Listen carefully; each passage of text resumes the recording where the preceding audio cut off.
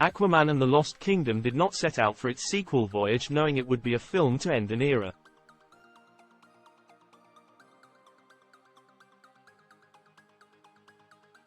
It's been 5 years since Aquaman became a holiday hit for Warner Bros., and in those 60 months, the studio has again changed course with its DC Comics films, moving away from the DC Extended Universe that launched with Man of Steel and concludes by either permanently retiring this version of Aquaman or shuffling him into a new paradigm.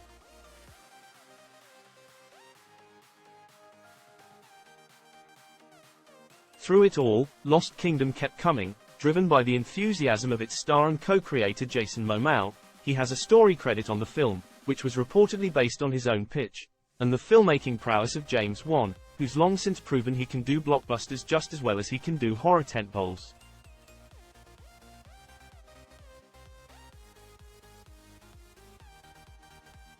We were originally supposed to see the film a year ago, but multiple delays pushed it back, and back again to a release date almost 5 years to the day from its predecessor.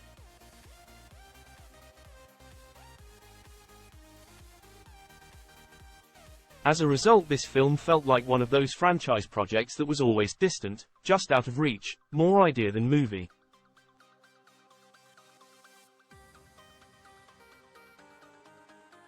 Now it's finally here, and it has the bittersweet distinction of being the curtain call of the fictional universe where its title character thrived.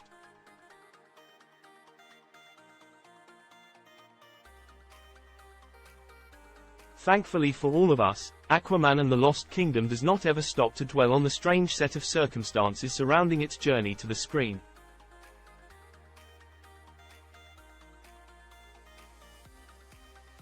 It's not interested in the drama, the behind-the-scenes reporting, the potential of a future without Momoa on the throne of Atlantis.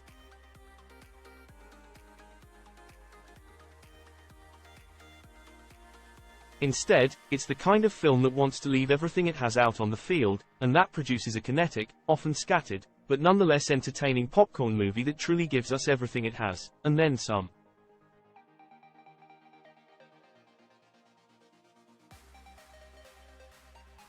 It's been a while since Arthur Curry, Aquaman, Momoa, defeated and exiled his half-brother Orm, Patrick Wilson, and became king of Atlantis in the process, and a lot's changed since he took the crown.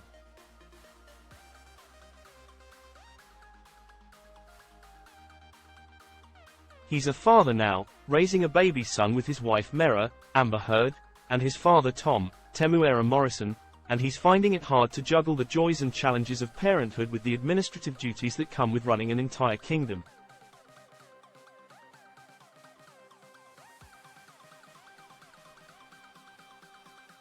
Things get harder, of course, when the supervillain known as Black Manta, Yahya Abdul-Mateen II, resurfaces with a frightening, magical new weapon and a plan to defeat Aquaman once and for all, avenging the death of the big bad's father in the first movie.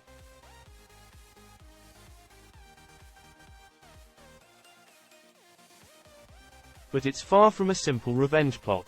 Driven by dark forces he doesn't fully understand, Black Manta is reshaping the entire planet in his quest for ultimate, Aquaman-destroying power, and if Arthur hopes to stop him, he has no choice but to break Orm out of jail and team up with his former enemy to save Atlantis, and by extension the world.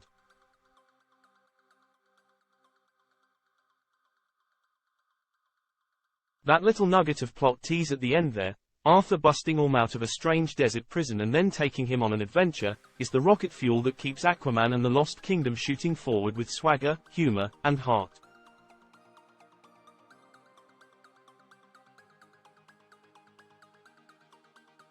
It's not clear who on the story team deserves credit for turning a huge chunk of this film into a buddy road movie about two guys who slowly come to love each other, but it works like gangbusters, thanks in large part to the sheer amount of charm that comes from Momoa and Wilson sharing the screen together.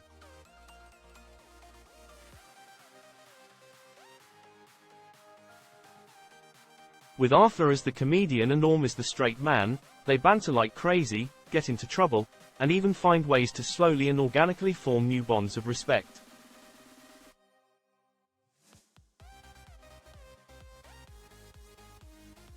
When the movie's working with that formula, it's absolute gold, both on a set piece and a character level.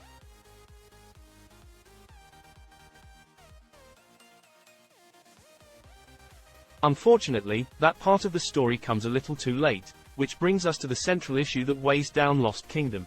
Its scattershot, often frustrating plotting.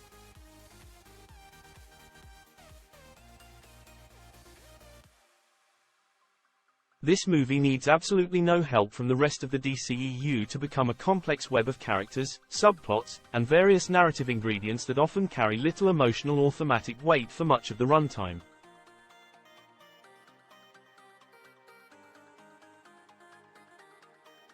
The movie is, thankfully, not so long that it overstays its welcome, but it crams so much into 2 hours that you're often left wondering how much of it we really needed, or whether or not some of it will come back in the end to make a big difference that, ultimately, never quite comes.